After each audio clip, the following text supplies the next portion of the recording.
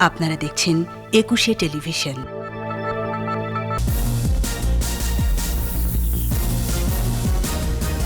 Corona test জালিয়াতির হোতা শাহেদকে ডিবির কাছে হস্তান্তর, রিজেন্ট কার্যালয়ে র্যাবের অভিযান, জাল টাকা উদ্ধার। অভিযোগ প্রমাণ হলে যাবজ্জীবন হবে শাহেদের, বলছে দুদক। জড়িত অন্যরাও ছাড় পাবে না, মন্ত্রীদের হুঁশিয়ারি। আগের সচিবের মৌখিক নির্দেশে রিজেন্টের সাথে চুক্তি, স্বাস্থ্য ডিজির ব্যাখ্যা, সন্তুষ্ট না হলে ব্যবস্থা নেবে মন্ত্রণালয়। করোনায় আরও ৩৩ জনের মৃত্যু, শনাক্ত ৩,১৬৩, ভেজাল হ্যান্ড স্যানিটাইজারে বাজার সয়লাভ। করোনায় থেমে আছে আওয়ামী লীগের সহযোগী সংগঠনের পূর্ণাঙ্গ কমিটি, কর্মীদের জনগণের পাশে থাকার আহ্বান।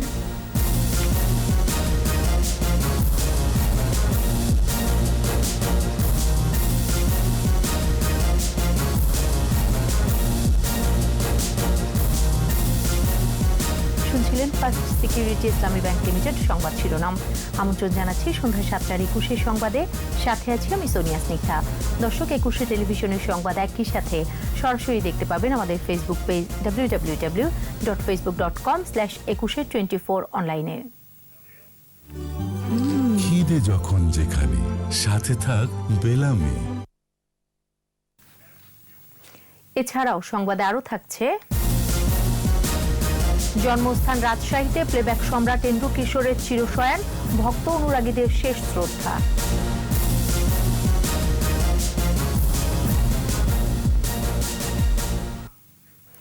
শুরুতে রিজেন্ট কাণ্ডের হোতা শাহেদ করিমের গ্রেফতার প্রসঙ্গ। করোনা টেস্ট জালিয়াতির হোতা রিজেন্ট চেয়ারম্যান শাহেদ করিমকে ঢাকা মহানগর পুলিশের কাছে হস্তান্তর করা হয়েছে। সকালে সাতক্ষীরায় র্যাবের কাছে ধরা পড়ে 59 মামলার আসামি শাহেদ। ঢাকায় আনার পর তার উত্তরার কার্যালয়ে অভিযান চালিয়ে উদ্ধার করা হয় জাল টাকা। সংবাদ সম্মেলনে র্যাব মহাপরিচালক জানায়, শাহেদ মূলত চতুর, ধুরন্ধর ও অর্থলিপ্সু। ইবনে নূর শাওনের রিপোর্ট। দেশ ত্যাগের সময় সাতক্ষীরার দেবহাটা সীমান্ত এলাকা থেকে আটক প্রতারক শাহেদকে সকালে র্যাবের হেলিকপ্টারে করে ঢাকায় আনা হয়। চুলে কলপ করে, গোফ কেটে বোরখা পরে পালানোর চেষ্টা করেও শেষ রক্ষা হয়নি। সে তার চুলের রং চেঞ্জ করেছে, তার গোফ কেটে ফেলেছিল। ঢাকায় এনে উত্তরার 11 নম্বর সেক্টরে রিজেন্ট গ্রুপের একটি কার্যালয়ে অভিযান পরিচালনা করেন র্যাবের নির্বাহী ম্যাজিস্ট্রেট সরওয়ার আলম। এ সময় প্রায় 1.5 লাখ টাকার জাল নোট ও ব্যবহৃত কিছু জিনিসপত্র জব্দ করা হয়। এরপর শাহেদকে নিয়ে আসা হয় র্যাব সদর দফতরে। খবর পেয়ে শাহেদের প্রতারণার শিকার বেশ কয়েকজন ছুটে আসেন সেখানে। তুলে ধরেন প্রতারক শাহেদের নানা কেলেঙ্কারির ফিরিস্তি। চেক দিছে, চেকে প্রতারণা করেছে, ওনার ব্যাংকে টাকা নাই। আর এক চেক তো প্রতারণা, ওনার চেকই না, অন্য চেক দিয়ে দিছে। আচ্ছা, আপনি এখানে আসছেন কার কাছ থেকে আমার ঠিকানা পাইছেন? আমি বলছি যে আপনার কাছে আমাকে পরিচয় করাই দিচ্ছে, সেই বলছে। সে ওখানে বসে উত্তর খানের ওসি সাহেব বনয় তপন ওনাকে ফোন দিয়ে বলল, সেই আমিনুল লোকটাকে ঝুলাইয়া পিটাও, কেন আমার ঠিকানায় দিল এদেরকে। আনুষ্ঠানিক সংবাদ সম্মেলনে র্যাব মহাপরিচালক জানান, রাষ্ট্রের গুরুত্বপূর্ণ ব্যক্তিদের সঙ্গে ছবি তুলে প্রতারণা করাই ছিল শাহেদের কৌশল। নিজেকে কখনো অবসরপ্রাপ্ত বা চাকরিরত সেনা কর্মকর্তা, কখনো মিডিয়া ব্যক্তিত্ব বা উচ্চপদস্থ কর্মকর্তা পরিচয় দিতে বলে জানতে পারি। সে বালু ও পাথর ব্যবসায়ী, এমনকি রিক্সা চালকদের ভুয়া লাইসেন্স দিয়ে প্রতারণা করেছে বলে জানা যায়। রিজেন্ট হাসপাতালের 10,000 কোভিড টেস্টের 6,000 রিপোর্টই ভুয়া ছিল বলে জানানো হয় সংবাদ সম্মেলনে। একদিকে সে রোগীর কাছ থেকে টাকা নিয়েছে, অন্যদিকে স্বাস্থ্য মন্ত্রণালয় থেকে বিল সংগ্রহের জন্য জমা দিয়েছে বলে আমরা জানতে পারি। চুক্তি মোতাবেক তার বিনামূল্যে চিকিৎসা করার কথা ছিল। পরে ডিএমপির গোয়েন্দা বিভাগের কাছে হস্তান্তর করা হয় শাহেদকে। এই নৌকা দিয়ে যখন পার হচ্ছিলেন তখন আমরা তাকে গ্রেফতার করতে সমর্থ হই। ইবনে নূর শাওন, একুশে টেলিভিশন, ঢাকা। করোনা পরীক্ষার ভুয়া সার্টিফিকেট কাণ্ডের পর থেকে গা ঢাকা দিয়েছিলেন প্রতারক শাহেদ। এর আগে 6 জুলাই রিজেন্ট হাসপাতালে অভিযান চালায় র্যাব। করোনা পরীক্ষা না করে সার্টিফিকেট দেওয়া সহ বেরিয়ে আসে শাহেদের নানা অনিয়ম। 15 বছরের প্রতারণার জীবনে শাহেদের নামে মামলার সংখ্যা 59টি। তার সহযোগী ও পৃষ্ঠপোষকদের বিষয়েও খোঁজখবর চলছে। বিস্তারিত জানাচ্ছেন দীপু সারোয়ার। পরিবারের দেয়া নাম শাহেদ করিম, তবে ইফতেখার করিম, ইফতেখার মোহাম্মদ চৌধুরী, মোহাম্মদ শাহেদ সহ নানা পরিচয় আছে তার। মেজর শাহেদ, কর্নেল ইফতেখার, কখনো বা প্রধানমন্ত্রীর এপিএস, সিনিয়র সচিব, সচিব, যুগ্ম সচিব পরিচয় দিতেন এই প্রতারক। অর্থের জোরে টেলিভিশন টকশোগুলোরও পরিচিত মুখ হয়ে ওঠেন শাহেদ। সেবাই বড় ধর্ম, ব্যবসা নয়। সেখানে নীতিকথার ফুলঝুরি, অথচ নিজের প্রতিষ্ঠানের কর্মীদের কাছে তার পরিচিতি অমানুষ। বকেয়া বেতন ভাতা চাইলে টর্চার সেলে নিয়ে নিজেই পেটাতেন তাদের। 4 দলীয় জোট সরকারের আমলে বিএনপি নেতাদেরও ঘনিষ্ঠ ছিলেন। বিএনপির ভাইস চেয়ারম্যান তারেক রহমানের বন্ধু বিতর্কিত ব্যবসায়ী গিয়াসউদ্দিন আল মামুনের সঙ্গেও ঘনিষ্ঠতা ছিল তার। প্রতারণার মামলায় সাবেক তত্ত্বাবধায়ক সরকারের আমলে 2 বছর কারাগারে ছিলেন শাহেদ।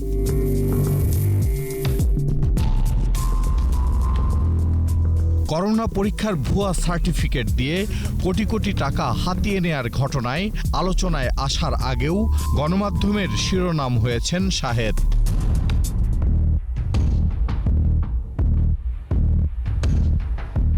আওয়ামী লীগ ক্ষমতায় আসার পর সুযোগ সন্ধানী শাহেদ নিজেকে আওয়ামী লীগের নেতা হিসেবে পরিচয় দেয়া শুরু করেন। আর এই পরিচয় প্রতিষ্ঠিত করতে আওয়ামী লীগ নেতা, মন্ত্রী ও সাংসদদের সঙ্গে ছবি তুলে সামাজিক যোগাযোগ মাধ্যমে পোস্ট করতেন প্রতারক শাহেদ। আইন শৃঙ্খলা রক্ষাকারী বাহিনীর নথিপত্র অনুযায়ী 59 মামলার আসামি শাহেদ 2011 সালে বিডিএস ক্লিক 1 নামে এমএলএম প্রতিষ্ঠান গড়ে সাধারণ মানুষের 500 কোটি টাকা হাতিয়ে নেন। মার্কেন্টাইল কোঅপারেটিভ ব্যাংকের বিমানবন্দর শাখা থেকে 3 কোটি টাকা ঋণ নেয়ার সময় কর্নেল পরিচয়ে জমা দেন ভুয়া কাগজপত্র। আরকেসিএস মাইক্রোক্রেডিট ও কর্মসংস্থান সোসাইটি নামে একটি অনুমোদনহীন প্রতিষ্ঠানেরও মালিক তিনি। প্রতারণার ক্ষেত্র বহুমুখী করতে সামনে রেখেছেন রিজেন্ট হাসপাতাল, Regent college, Regent university, Regent design and development, Regent KCS limited, Regent IT, BDS courier service ও কর্মসংস্থান সোসাইটি নামে বেশ কিছু প্রতিষ্ঠান। প্রতারক শাহেদ শেষ পর্যন্ত গ্রেপ্তার হয়েছেন। এখন বিচারের মুখোমুখি হয়ে সাজা নিশ্চিত হলে শাহেদ নামে বহুমুখী প্রতারকের অধ্যায় শেষ হবে বলেই মনে করছে আইনশৃঙ্খলা রক্ষাকারী বাহিনী। দীপু সারোয়ার, 21 টেলিভিশন, ঢাকা। এদিকে শাহেদের বিরুদ্ধে আসা বিভিন্ন অভিযোগের অনুসন্ধান করছে দুর্নীতি দমন কমিশন। তার বিরুদ্ধে আনা অভিযোগ প্রমাণ হলে 7 বছর থেকে যাবজ্জীবন কারাদণ্ড হতে পারে বলে জানিয়েছেন দুদকের আইনজীবী খুরশিদ আলম খান। অনুসন্ধানে তথ্য প্রমাণ মিললে দুদক মামলা করবে বলেও জানান তিনি। শাকির আরজুর রিপোর্ট। র্যাবের অভিযানে সামনে আসে করোনা পরীক্ষার নামে রিজেন্ট হাসপাতালের প্রতারণার চিত্র। এরপর একে একে বের হতে থাকে রিজেন্ট হাসপাতালের মালিক শাহেদের নানা কেলেঙ্কারি। রিজেন্ট কাণ্ডে এ পর্যন্ত শাহেদসহ গ্রেফতার 10 জন। এরই মধ্যে মাইক্রোক্রেডিট ও এমএলএম ব্যবসা, জালিয়াতি, প্রতারণার মাধ্যমে সরকারি টাকা আত্মসাৎ, আয়কর ফাঁকি, ভুয়া নাম ও পরিচয়ে ব্যাংক ঋণ, অবৈধ সম্পদ অর্জনের অভিযোগে শাহেদের বিরুদ্ধে অনুসন্ধান করছে দুদক। তথ্য প্রমাণ পেলে হবে মামলা। কেউ ছাড় পাবে না, উনি সরকারি কর্মকর্তা হোক, বড় আমলা হোক, যেই হোক, ক্রেডিবল এভিডেন্স যদি আসে তো অবশ্যই মামলা হবে। সেই মামলা হতে পারে মানি লন্ডারিং, সেই মামলা হতে পারে জ্ঞাত আয় বহির্ভূত সম্পদ, সেই মামলা হতে পারে সম্পদের বিবরণী দাখিলের মামলা। জ্ঞাত আয় বহির্ভূত সম্পদ অর্জনের অভিযোগ প্রমাণ হলে 10 বছরের সাজা হতে পারে। প্রতারণার সর্বোচ্চ সাজা 7 বছর। বিশ্বাস ভঙ্গের মাধ্যমে সরকারি অর্থ আত্মসাৎ করলে দণ্ডবিধিতে যাবজ্জীবন সাজার বিধান আছে। 409 সঙ্গে কিন্তু সরকারি কর্মচারী কর্মকর্তা থাকতে হবে, তাহলে এটা যাবজ্জীবন সাজা হতে পারে। আর যদি জ্ঞাত আয় বহির্ভূত সম্পদের মামলা হয় তাহলে এটা 10 বছর হতে পারে। মানি লন্ডারিং হতে যদি অপরাধ হয় তাহলে মানি লন্ডারিংয়ের জন্য সর্বোচ্চ 12 বছর হতে পারে। শাহেদের নানা কেলেঙ্কারি বেরিয়ে আসার পর থেকেই তার দৃষ্টান্তমূলক শাস্তি দাবি করে আসছেন নাগরিকেরা। শাকির আরজু, 21 টেলিভিশন, ঢাকা। শাহেদের মতো অপরাধীকে গ্রেফতারি প্রমাণ করে যতই ক্ষমতাশীলই হোক না কেন ধরা তাকে পড়তেই হবে বলে মন্তব্য করেছেন সরকারের মন্ত্রীরা। তারা বলেছেন রিজেন্ট শাহেদের সাথে আরও যারা জড়িত তারাও ছাড় পাবে না। তবে স্বাস্থ্য মন্ত্রণালয় আরও সতর্ক হলে হয়তো এ ধরনের কেলেঙ্কারি ঘটত না বলে মন্তব্য করেন তারা। প্রণব চক্রবর্তীর রিপোর্ট।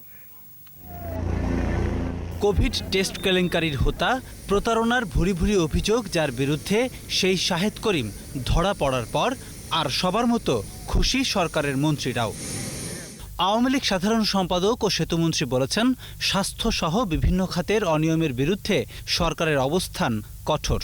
মুখোশের আড়ালে থাকা অপরাধীদের খুঁজে বের করা হবে বলেও জানান তিনি। রিজেন্ট হাসপাতাল ও জেকেজের কর্মকর্তাদের গ্রেপ্তার প্রমাণ করে অনিয়মের বিরুদ্ধে সরকারের অবস্থান অত্যন্ত কঠোর। যারা দুর্নীতি অনিয়মের সাথে যুক্ত তাদের সতর্ক হওয়া উচিত। কোনো অপরাধী অপরাধ করে ছাড় পাবে না। শাহেদ ধরা পড়ার পর স্বরাষ্ট্রমন্ত্রী সাংবাদিকদের বলেছেন, দৃষ্টান্তমূলক বিচার যাতে হয় তার ব্যবস্থা নেবে স্বরাষ্ট্র মন্ত্রণালয়। সে সবসময় ফাঁকফোকর খুঁজে কিভাবে সে বেরিয়ে যাবে কিংবা সেই প্রতারণাটা করবে, কোনো জায়গায় পার নাই। আমরা তাকে ধরে ফেলেছি এবং এবার আমরা সব কিছু উদ্ঘাটন করে আমরা আইনের কাছে, আমরা বিচারকের কাছে আমরা উত্থাপন করব। সে যে তার সুযোগ না পায় সেটা আমরা দেখব। রিজেন্ট কাণ্ডে যারাই জড়িত তাদের কাউকেই ছাড় দেয়া হবে না বলে হুঁশিয়ারি দিয়েছেন তথ্যমন্ত্রী। স্বাস্থ্য অধিদপ্তর যখন বিভিন্ন হাসপাতালের সাথে চুক্তি করে তখন তাদের আরও সতর্কতা অবলম্বন করা প্রয়োজন ছিল প্রথম থেকেই। সেখানে কিছু ঘাটতি ছিল বলে আমি ব্যক্তিগতভাবে মনে করি। শাহেদকে নিয়ে বিএনপির বক্তব্যকে অবান্তর বলেও মন্তব্য করেন তথ্যমন্ত্রী। শাহেদের মদতদাতা ধরতে হয় তাহলে হাওয়া ভবনের থেকে যারা মদত দিয়েছিল এবং স্কাইপিতে যখন তারেক রহমানের সাথে কথা বলে সে ব্যাপারে বিএনপি কি বলবে? প্রণব চক্রবর্তী, একুশে টেলিভিশন, ঢাকা। রিজেন্টের সাথে চুক্তি করা নিয়ে স্বাস্থ্য মন্ত্রণালয়ের শোকজের জবাব দিলেন স্বাস্থ্য অধিদপ্তরের মহাপরিচালক আবুল কালাম আজাদ। আগের স্বাস্থ্য সচিবের মৌখিক নির্দেশে রিজেন্ট হাসপাতালের সাথে চুক্তি হয়েছিল বলে উল্লেখ করেছেন ডিজি। স্বাস্থ্য সচিব জানিয়েছেন, ডিজি আবুল কালামের জবাবে সন্তুষ্ট হলে চিঠি দিয়ে জানানো হবে, না হলে ব্যবস্থা নেওয়া হবে। বিস্তারিত স্মৃতিমণ্ডলের রিপোর্টে। শোকজের জবাব নিয়ে সকালে সচিবালয়ে আসেন স্বাস্থ্য অধিদপ্তরের মহাপরিচালক আবুল কালাম আজাদ। স্বাস্থ্য সচিব আব্দুল মান্নানের কাছে জবাবসহ বেশ কিছু কাগজপত্র জমা দেন। পরে স্বাস্থ্য সচিব আব্দুল মান্নান বলেন, কাগজপত্র যাচাই বাছাই করা হবে। রিজেন্টের সাথে চুক্তির ব্যাপারে যথাযথ ব্যাখ্যা আছে কিনা তা খতিয়ে দেখা হবে। আজকে যে কাগজপত্র তিনি দিয়েছেন আমরা সবগুলো যাচাই বাছাই করে দেখব যে আমরা যেসব বিষয় জানতে চেয়েছি এই কাগজে সেগুলোর যথাযথ উত্তর আছে কিনা। আমরা কাগজপত্রগুলো একটু পর্যালোচনা করব, দেখব, দেখার পরে আমরাও তো একটা চিঠি লিখব। সচিব জানান, আগের সচিব আসাদুল ইসলামের মৌখিক নির্দেশে রিজেন্টের সাথে চুক্তি করা হয়েছে বলে জবাবে উল্লেখ করেছেন স্বাস্থ্যের ডিজি। উনি বলেছেন যে এগুলো মৌখিকভাবে বলেছিল। তো মৌখিকভাবে কে বলেছিল? উনি বলেছেন যে পূর্ববর্তী সচিব মহোদয় বলেছেন। তো আমি বলছি যে আপনার ডকুমেন্টস কোথায়? যতটুকু দিয়েছে এটা আরেকটু, যেহেতু অনেকগুলো কাগজ একত্রে আছে, আমি একটু যাচাই বাছাই করব। মন্ত্রণালয়ের ঊর্ধ্বতন কর্তৃপক্ষের নির্দেশে রিজেন্ট হাসপাতালের সাথে চুক্তির ব্যাখ্যা জানতে চেয়ে গত রোববার স্বাস্থ্য অধিদপ্তরের ডিজিকে চিঠি দেয় স্বাস্থ্য মন্ত্রণালয়। স্মৃতিমণ্ডল, একুশে টেলিভিশন, ঢাকা। করোনা সংক্রমণের ১৩০তম দিনে ৩৩ জনের মৃত্যু হয়েছে। এ পর্যন্ত ২,৪৫৭ জন প্রাণ হারালো মহামারী করোনায়। কোভিড-19 সংক্রান্ত নিয়মিত অনলাইন বুলেটিনে এই তথ্য জানিয়েছে স্বাস্থ্য অধিদপ্তর। এ পর্যন্ত শনাক্ত হয়েছে ১,৯৩,৫৯০ জন। শনাক্তের বিবেচনায় এই হার ১৯.৭৫%। দেশের ৭৯টি ল্যাবে ১৪,৩০৮টি নমুনা সংগ্রহ করে পরীক্ষা করা হয়েছে ১৪,০০২টি। এ পর্যন্ত নমুনা পরীক্ষা হয়েছে ৯,৮০,০২৩টি।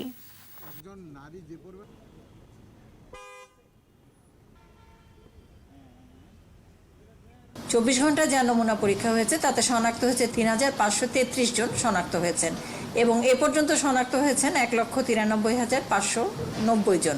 ২৪ ঘন্টায় মৃত্যুবরণ করেছেন ৩৩ জন। এ পর্যন্ত মৃত্যুবরণ করেছেন ২,৪৫৭ জন। শনাক্ত বিবেচনায় মৃত্যুর হার ১.২৭%। সুদৃশ্য বোতলের ভেজাল হ্যান্ড স্যানিটাইজারে ছেয়ে গেছে সারা দেশ। রাজধানীর বিভিন্ন বাসাবাড়িতে ক্ষতিকর মিথানল বা কাঠে ব্যবহার করা স্প্রিট দিয়ে তৈরি হচ্ছে নকল হ্যান্ড স্যানিটাইজার।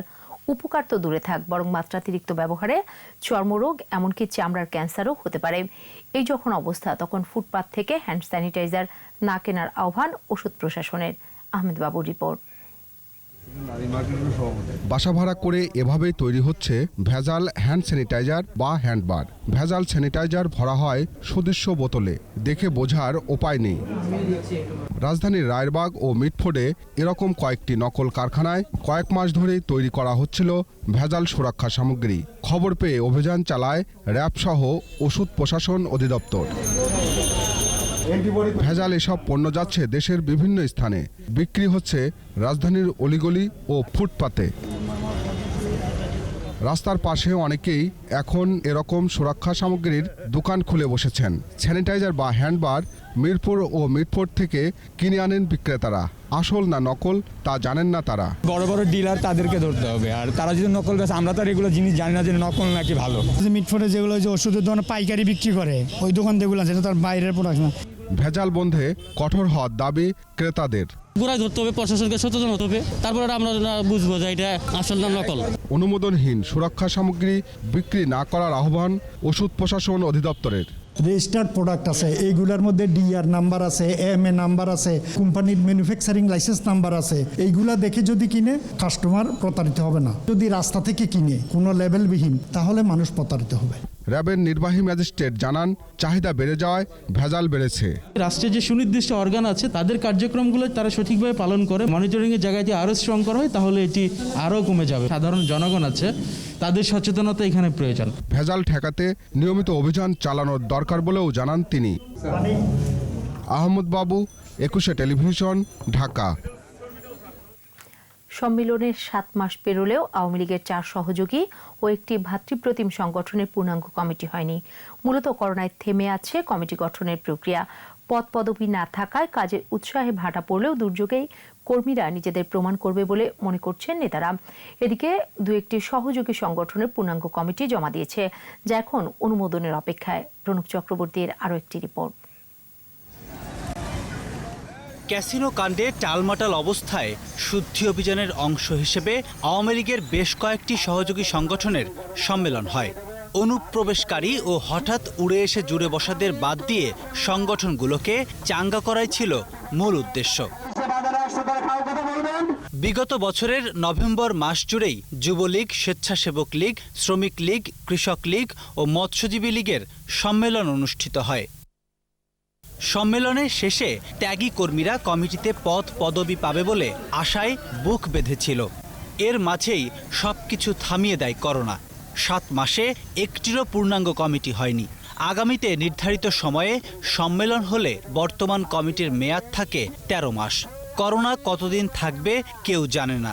এ অবস্থায় পূর্ণাঙ্গ কমিটি গঠন নিয়ে কি ভাবছেন সংগঠনগুলোর নেতারা? মানুষ বাঁচানোর কাজে আমরা এনগেজড আছি, কমিটি নিয়েও অগ্রসর হয়েছে। এখন শুধু অ্যাপ্রোপ্রিয়েট সময়ে অ্যাপ্রোপ্রিয়েট সিচুয়েশনে কমিটি ডিক্লেয়ার্ড হবে। একটি কমিটিকে অনুমোদন দেওয়ার জন্য পর্যাপ্ত সময় যেটা দরকার সেটার দিকে মনোযোগ দেওয়ার মতো অফুরন্ত সময় এই মুহূর্তে এটা উপযুক্ত সময় নয়। এখন হচ্ছে মানুষের সেবা করার উপযুক্ত সময়, সেই কারণে হয়তো বা দেরি হচ্ছে। করোনা পরিস্থিতিতে যেভাবে কাজ করেছে আগামী কমিটিতেও তারা এই সততার সাথে কাজ করবে এবং দেশের যে কোনো দুর্যোগময় পরিস্থিতিতে জননেত্রী শেখ হাসিনার নেতৃত্বে যে কোনো কাজে তারা ভয়কে জয় করে মানুষের পাশে থাকবে। পদ প্রত্যাশীদের অপেক্ষা বাড়ছে।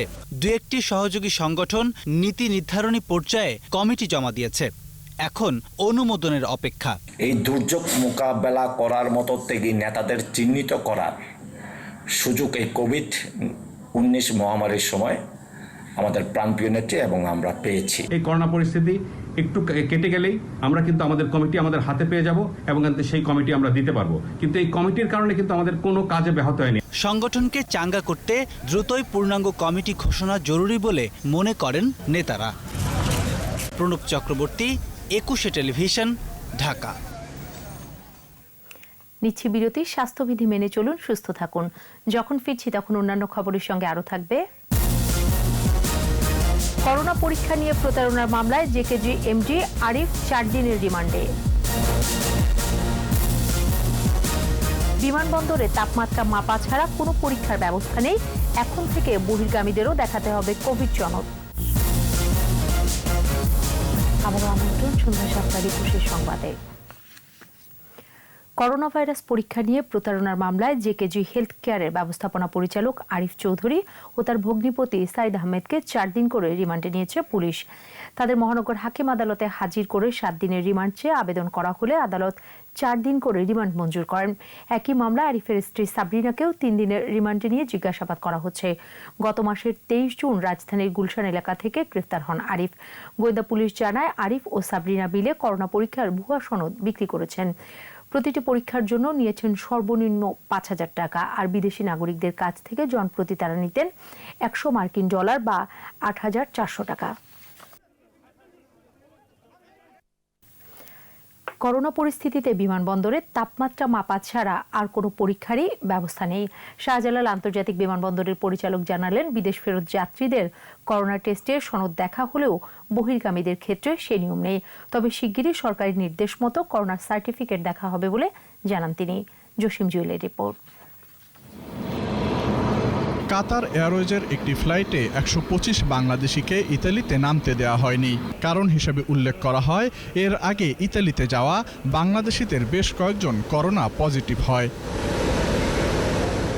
এরপরই নড়ে চড়ে বসে সরকার। সকল বহির্গামী যাত্রীদের জন্য করোনা টেস্ট বাধ্যতামূলক করা হয়। করোনা সংক্রমণ শুরুর পর তাপমাত্রা মাপা ছাড়া আর কোনো ব্যবস্থা ছিল না বিমানবন্দরে। তবে এখন বিদেশ ফেরত যাত্রীদের করোনা টেস্টের সনদ দেখা হচ্ছে। দেখাতে না পারলে পাঠানো হচ্ছে কোয়ারেন্টাইনে। বহির্গামীদের ক্ষেত্রে এই নিয়ম নেই। WHO রিকমেন্ডেশন অনুযায়ী স্বাস্থ্যগত যে কোনো পরীক্ষা নিরীক্ষা আসলে স্বাস্থ্য বিশেষজ্ঞদেরই করার কথা। বিমানবন্দরের বহির্গামী যাত্রীদের জন্য আসলে স্বাস্থ্য অধিদপ্তর থেকে বা স্বাস্থ্য মন্ত্রণালয় কর্তৃক পরিচালিত কোনো জনবল বা কোনো যন্ত্রপাতি নাই, যার কারণে আমাদের বহির্গামী যাত্রীদের জন্য যে স্বাস্থ্য পরীক্ষা যদি করতে হয় সেটা করা সম্ভব নয় আমাদের পক্ষে। বিমানবন্দরের স্বাস্থ্য কর্মকর্তা জানান, স্ক্রিনিং ও তাপমাত্রা মাপা ছাড়া আর কোনো ব্যবস্থা নেই। ইউরোপের ব্যাপারে আমাদের মন্ত্রণালয় থেকে আদেশ দেওয়া হচ্ছে যে 6 ঘন্টা আগে যেন প্যাসেঞ্জাররা এয়ারপোর্টে আসে। বাট যে কোভিড-19 পরীক্ষার এখন পর্যন্ত ফাইনালাইজ কোনো আমরা পাইনি। তবে সবার জন্য করোনা সনদ বাধ্যতামূলক করেছে সরকার।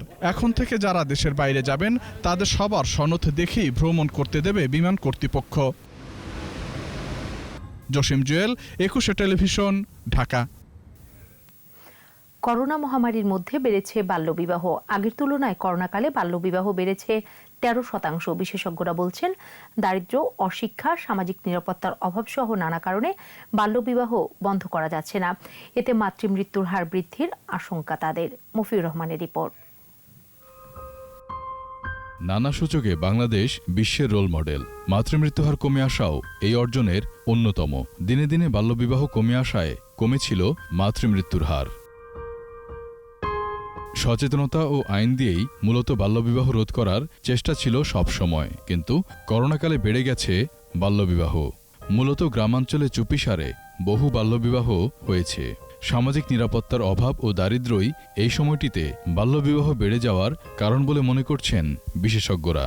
আমাদের অর্জন অনেকগুলো রয়েছে এবং সেই অর্জনের মধ্যে দেখতে পাচ্ছি বাল্যবিয়ের মতো বিষয়টিকে আমরা ঠিক ওইভাবে প্রতিরোধ করতে পারিনি বা এটাকে আমরা তাৎপর্যমণ্ডিত হারে কমিয়ে আনতে পারিনি। আমার বাসায় যদি একটা 12-13 বছরের একটা মেয়ে থাকে, একটু সুন্দর দেখতে হয় এবং সে বড় হচ্ছে, তা আশেপাশে ছেলেদের তো নজর থাকে। এইটা তো হলো বড় রকমের একটা ইনসিকিউরিটি। তাদের মতে বাল্যবিবাহ বাড়লে মাতৃমৃত্যুর হার কমানোর যে সফলতা, তা থেকে ছিটকে পড়বে দেশ। দক্ষিণ এশিয়ার মধ্যে দেখা যায় বাংলাদেশেই হচ্ছে কিশোরী মাতৃত্বের ব্যাপারটি বেশি। আর কিশোরী যে মাতৃত্ব তারা এক ভালনারেবল অবস্থায় রয়েছে। ছোট বাচ্চা মেয়েগুলা যখন গর্ভবতী হবে তখন তাদের শরীরটা তো পরিপুষ্ট হবে না, তাদের পুষ্টির অভাব থাকবে, রক্তাল্পতা থাকবে, তাদের বহুবিধ সমস্যা থাকতেই থাকবে। বাল্যবিবাহ বাড়লে নারী শিক্ষাসূচকেও অবনতি ঘটবে। তাই সচেতনতা ও আইনের যথাযথ প্রয়োগে বাল্যবিবাহ বন্ধের তাগিদ বিশেষজ্ঞদের। মফিউর রহমান, 21 টেলিভিশন, ঢাকা। জন্মস্থান রাজশাহীতে চিরনিদ্রায় শায়িত হলেন প্লেব্যাক সম্রাট এন্ড্রু কিশোর। খ্রিস্টান কবরস্থানে তাকে সমাহিত করা হয়। এর আগে গানের জগতের এই নক্ষত্রের প্রতি শেষ শ্রদ্ধা নিবেদন করেন ভক্ত, অনুরাগী, জনপ্রতিনিধি ও সাংস্কৃতিক অঙ্গনের মানুষেরা। হাসান আল মুবিনের ক্যামেরায় রাজশাহী বিভাগীয় প্রতিনিধি বদরুল হাসান লিটনের রিপোর্ট, জানাচ্ছেন মাসুম আলিসা। রাজশাহী সিটি চার্চে সকাল থেকেই ভক্ত অনুরাগীদের ভিড়।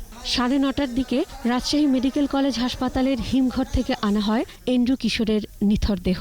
শেষকৃত্যানুষ্ঠান শেষে ফুলে ফুলে ঢেকে দেওয়া হয় কফিন। শ্রদ্ধা জানান তার ভক্ত, অনুরাগী ও স্বজনেরা। সেখান থেকে তার মরদেহ নেওয়া হয় রাজশাহী মহানগরীর খ্রিস্টান ধর্মাবলম্বীদের কবরস্থানে, যেখানে শুয়ে আছেন তার বাবা মা। তার প্রিয় লাল রঙের পাঞ্জাবি পরিয়েই সমাহিত করা হয় এন্ড্রু কিশোরকে। জীবনের গল্প শেষ হলে কি হবে, তার গান থাকবে মানুষের মুখে মুখে। ওনার এই অকাল প্রয়াণ আমাদেরকে হতাশ করেছে, অপূরণীয় ক্ষতি দেশের জন্য। চিরশয়নের আগে যাওয়া হয়নি তার প্রিয় রাজশাহী বিশ্ববিদ্যালয় ও রাজশাহী কলেজে। হিমাগার থেকে বাইরে রাখা সমুচীন হবে না, বডিটা ডিকম্পোজ হয়ে গেল, সেই জন্য আর আমরা অত রিস্ক নিলাম না। 8বার জাতীয় চলচ্চিত্র পুরস্কার পাওয়া এন্ড্রু কিশোর দীর্ঘ 10 মাস লড়াই করেছেন ক্যান্সারের সাথে। শেষ পর্যন্ত গত 6 জুলাই সন্ধ্যায় তার প্রিয় শহর পদ্মাপাড়ের রাজশাহীতে শেষ নিঃশ্বাস ত্যাগ করেন এন্ড্রু কিশোর। তার স্মৃতি ধরে রাখতে চান সংস্কৃতি প্রেমীরা। 2100 পদকটা দাদার জন্য একদমই প্রযোজ্য, যেটা আমি সরকারের কাছে দাবি করতে পারি আমাদের শিল্পী মহল থেকে। ডিকশনারি হারালাম ইন্ডাস্ট্রির প্লেব্যাক সম্রাট, তার মতো শিল্পী আর কোনোদিনই আসবে না। রাজশাহীর গুণী সন্তান এন্ড্রু কিশোরের স্মৃতি ধরে রাখতে উদ্যোগ নেওয়ার কথা জানান জনপ্রতিনিধিরা। রাজশাহীতে এন্ড্রু কিশোরের নামে একটা সঙ্গীত বিদ্যালয় হোক। মেয়র হিসেবে রাজশাহীতে তার নামে একটি সড়ক, এটা তো আমরা করতেই পারি, এবং একটা প্রতিষ্ঠানও আমরা করতে পারি, এটা করবো ইনশাআল্লাহ। প্রায় 15,000 সিনেমার গান গেয়েছেন এন্ড্রু কিশোর। ভক্তদের কাঁদিয়ে অনন্তলোকে পাড়ি জমালেও তিনি থাকবেন বাংলা গানে। মাসুম আলিসা, 21 টেলিভিশন। আবারও নিচ্ছি বিরতি। স্বাস্থ্যবিধি মেনে চলুন, সুস্থ থাকুন। যখন ফিরছি তখন অন্যান্য খবরের সঙ্গে আরও থাকবে। দ্বিতীয় দফা বন্যায় পানিবন্দী লাখো মানুষ, নতুন নতুন এলাকা প্লাবিত, দুর্গত এলাকায় বাড়ছে দুর্ভোগ। তৃতীয় ধাপের ট্রায়ালে যাচ্ছে যুক্তরাষ্ট্রের মডার্নার ভ্যাকসিন, সফল হওয়ার প্রত্যাশা। আবারও আমন্ত্রণ সন্ধ্যা 7:21 সংবাদে। দ্বিতীয় দফা বন্যায় উত্তরাঞ্চলের কয়েক লাখ মানুষ পানিবন্দী। তিস্তা, ধরলা, করতোয়া, মহানন্দায় পানি কমছে, তবে দুর্গত এলাকায় বিশুদ্ধ পানি ও খাবার সংকট বেড়েছে। এখনও পানিতে রাস্তাঘাট তলিয়ে থাকায় যোগাযোগ বিচ্ছিন্ন বিভিন্ন এলাকার। 21 প্রতিনিধিদের সহায়তায় রত্না জামানের রিপোর্ট। কুড়িগ্রামে ব্রহ্মপুত্র নদের পানি বৃদ্ধি পাওয়ায় নতুন নতুন এলাকা প্লাবিত হচ্ছে। জেলার 60 ইউনিয়নের 525টি গ্রাম প্লাবিত হয়ে 3 লাখ মানুষ পানিবন্দী। এখন বাড়িঘর, ছাগল, গরু সম্পূর্ণ ওই যে জোট মিলের মধ্যে নিয়ে আসি, চেয়ারম্যান তো উদ্দেশ্যই করে না, কোনো পাইও নেই পর্যন্ত বাইরে জড়ো হয়। লালমনিরহাটের প্রধান 2 নদী তিস্তা ও ধরলার পানি বিপদসীমার নিচ দিয়ে প্রবাহিত হলেও এখনও বানের পানির নিচে অনেক এলাকা। সরকারি রাস্তা ও বাঁধের উপর আশ্রয় নিয়েছেন বানভাসী মানুষ। দুর্গত এলাকায় রয়েছে খাদ্য ও বিশুদ্ধ পানির সংকট। পানি আবারও মনে করে উঠছে, আবার পলিথিন টাঙ্গিয়ে এইভাবে গরু ছাগল ধরে আসছে। এই যে বন্যা আসলে গেলে আমাদের কষ্ট, গরু ছাগল নিয়ে খাওয়া দাওয়া নাই, কিছু নাই। গাইবান্ধায় তিস্তা, যমুনা, ব্রহ্মপুত্র সহ পানি বাড়ছে সবগুলো নদ নদীতে। নতুন করে প্লাবিত হয়েছে গাইবান্ধার 4 উপজেলার চরাঞ্চলের 60 গ্রামের অন্তত 70,000 ঘরবাড়ি। এখন কোনো কাজ কর্ম নাই, কিছু নাই, না খায়াও এগুলো পরিভরি আছে। পঞ্চগড়ের করতোয়া ও মহানন্দা নদী সহ জেলার বিভিন্ন নিম্ন এলাকায় পানি কমতে শুরু করেছে। আশ্রয় কেন্দ্র থেকে বাড়িতে ফিরতে শুরু করেছেন মানুষ। সিরাজগঞ্জে দ্বিতীয় দফা বন্যায় যমুনার পানি বৃদ্ধি অব্যাহত রয়েছে। রত্না জামান, 21 টেলিভিশন। সরকার ঘোষিত প্রণোদনা প্যাকেজের আওতায় এখন পর্যন্ত এসএমই ঋণ পেয়েছেন মাত্র 51 জন নারী উদ্যোক্তা। এসএমই ঋণে ব্যাংকগুলোর অনাগ্রহ এবং উদ্যোক্তাদের প্রয়োজনীয় সব কাগজপত্র দেখাতে না পারাকে ঋণ ছাড় না হওয়ার কারণ বলছেন এসএমই খাত সংশ্লিষ্টরা। এ অবস্থায় নারী উদ্যোক্তাদের জন্য আলাদা প্রণোদনা প্যাকেজের দাবি women's chamber of commerce and ইন্ডাস্ট্রিজের। মেহেদী হাসানের রিপোর্ট। বিশ্ব মহামারী করোনার ধাক্কা লেগেছে অর্থনীতিতে, আর সব খাতের মতো ক্ষতির মুখে পড়েছে ক্ষুদ্র ক্ষুদ্র নানা উদ্যোগ। ক্ষুদ্র নানা শিল্পের সঙ্গে জড়িতদের বড় একটি অংশই নারী। করোনা মোকাবেলায় সরকার ঘোষিত 1 লাখ কোটি টাকারও বেশি প্রণোদনা প্যাকেজের 20,000 কোটি টাকা বিতরণ হবে ক্ষুদ্র ও মাঝারি উদ্যোক্তাদের মাঝে। সুদের হার সর্বোচ্চ 9%। বিপুল পরিমাণে ঋণ অল্প সময়ের মধ্যে বিতরণ নিয়ে নানা সমস্যার কথা বলে আসছে ব্যাংকগুলো ও ব্যবসায়ী নেতারা। এ পর্যন্ত এসএমই ঋণ পেয়েছেন মাত্র 51 জন নারী উদ্যোক্তা। এ সংখ্যা কেন এত কম? নানা কারণ থাকতে পারে, তবে বিষয়টি নিয়ে ভাবছে কেন্দ্রীয় ব্যাংক। ওই মহিলার যদি পারফরমেন্স ভালো না হয়, সে যে ক্ষেত্রে লোন নিতে চাচ্ছে তার এক্সপিরিয়েন্স যদি ওই ক্ষেত্রে না থাকে, এই বিভিন্ন মেকানিজমকে তো ফলো করে লোনটা দিতে হচ্ছে। যে কোনো মহিলা কোনো ব্রাঞ্চে গেছে, তাকে দেওয়া হয়নি, তার যোগ্যতা থাকা সত্ত্বেও দেওয়া হয়নি, সেটা আমি কনসিডারে নিয়ে সেটা আমি দেখতে পারি। নারীদের ঋণ আবেদন আলাদা করে মূল্যায়নের দাবি নারী উদ্যোক্তাদের। যদি ব্যাংক সেক্টরটা এই বিকাশে ট্রানজাকশন, কুরিয়ারের যে ট্রানজাকশনের রসিদ, সেগুলোকে ডকুমেন্ট হিসেবে গ্রহণ করে, তাহলে হয়তোবা আমাদের এই এসএমই খাতের উদ্যোক্তারা এই ডকুমেন্টেশনের উপর বেস করে এই প্রণোদনার অ্যাপ্লাই করতে পারে। উইমেন চেম্বার বলছে, পুরুষ উদ্যোক্তাদের সাথে সরাসরি প্রতিযোগিতা করে নারীরা ঋণ পাবেন না। এ অবস্থায় নারীদের জন্য আলাদা প্যাকেজের দাবি তাদের। নারীদের ব্যাপারে সুনির্দিষ্ট, একবারে স্পষ্টভাবে কি করা হবে, কি দেওয়া হবে এবং কতটুকু ঋণ সুদে দেওয়া হবে, কোন ব্যাংকগুলি পাবে, এভাবে যদি না করা হয় তাহলে নারী উদ্যোক্তারা কোন ব্যাংকের কাছে যাবে? সহায়তা না পেলে অনেক ক্ষুদ্র নারী উদ্যোক্তা হারিয়ে যাবে বলেও আশঙ্কা উইমেন চেম্বারের। অনেক নারী উদ্যোক্তা কিন্তু ঝরে পড়বে। মেহেদি হাসান, 21 টেলিভিশন, ঢাকা। এবারে সোশ্যাল ইসলামী ব্যাংক লিমিটেড বাণিজ্য সংবাদ।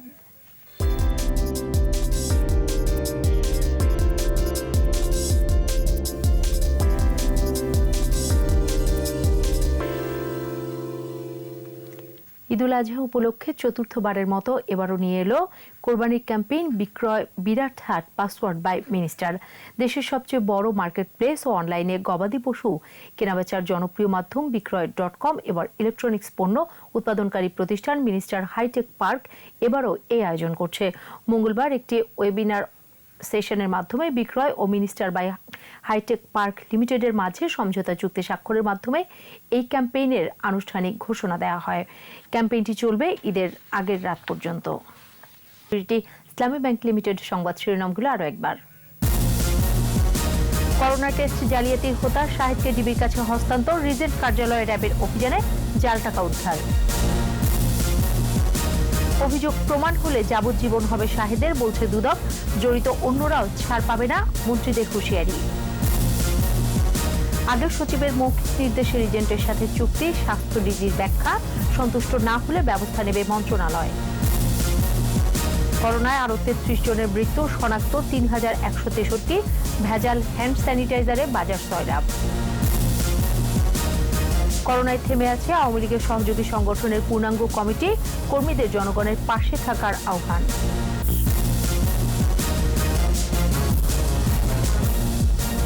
সর্বশেষ খবর জানতে ডায়াল করুন 2021 নম্বরে আর ভিজিট করুন 21-tv.com ওয়েবসাইটে। এছাড়া ফেসবুকে লগ অন করতে পারেন facebook.com/2124 অনলাইনে। পরের সংবাদ রাত 9টায় দেখার আমন্ত্রণ রইল। স্বাস্থ্যবিধি মেনে চলুন, সুস্থ থাকুন।